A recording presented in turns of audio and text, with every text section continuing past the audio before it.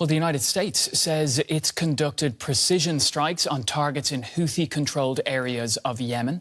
The U.S. Central Command said it hit 5 targets in underground Houthi bunkers. Houthi militants have been attacking shipping in the Red Sea and launching drones at Israel after the Hamas terror attack sparked Israel's invasion of Gaza last year. U.S. Defense Secretary Lloyd Austin said in a statement that long-range B-2 stealth bombers were used in the attacks.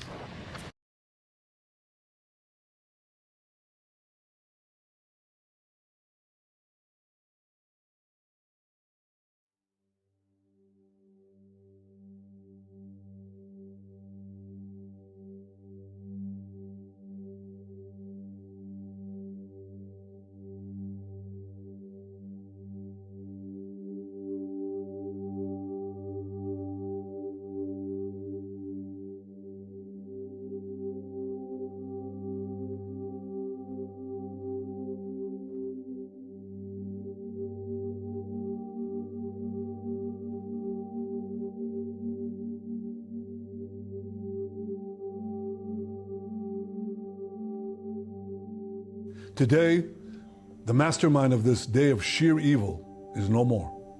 Yahya Sinwar is dead. He was killed in Rafah by the brave soldiers of the Israel Defense Forces. While this is not the end of the war in Gaza, it's the beginning of the end.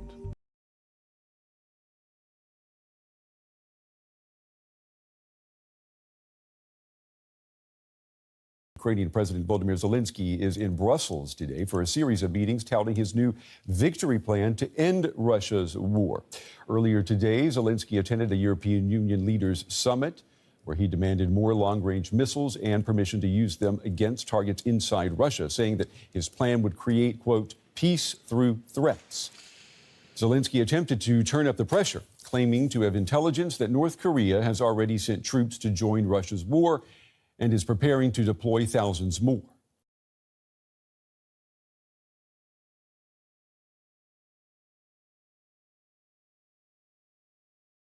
North Korean state media for the first time publicly mentioned that it defined South Korea as a hostile state in the constitution. The regime previously convened a key parliamentary meeting, the Supreme People's Assembly, earlier on October 7th and 8th. It was widely thought that the North could have made constitutional changes defining inter-Korean relations, as Pyongyang had declared its intention to redefine Seoul as a hostile state last year, along with Kim's order to remove references to peaceful unification.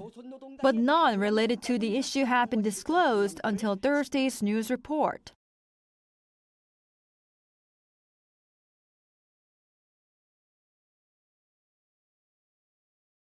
"147 people have lost their lives in a devastating highway accident in Nigeria.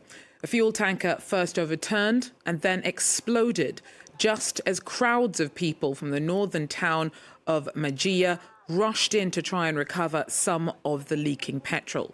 The urgency with which they did so was likely exacerbated by national shortages caused by the country's worst economic crisis in a generation.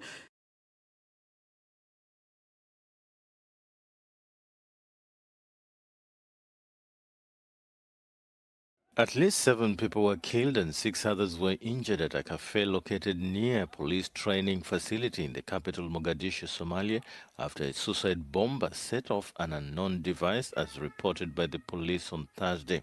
The police stated that victims included both officers and civilians who were having tea outside the General Kahie Police Academy on Thursday.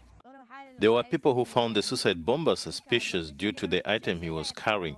Questioning his intentions, after they voiced their worries, he blew up himself.